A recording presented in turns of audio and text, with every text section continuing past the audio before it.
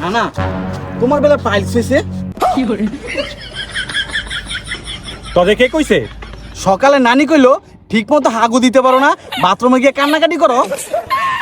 শালির বুড়ি আমার মান সম্মানটা রাখলো না। আচ্ছা না না, তুমি কি জুয়ান কালে প্রেম টিম করো নাই? কস কি নাতি, তোর নানির লগে তো আমার জীবন নয়নের প্রেম আছিল।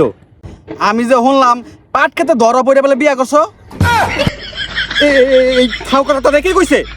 এই সার দোকানে সবাই মিলে আলোচনা করতেছিল, আমি শুনলাম, আমি কিন্তু বিশ্বাস করছি। না না, সত্যি করে একটা কথা কইবা, তুমি কি নানিরে ডরাও?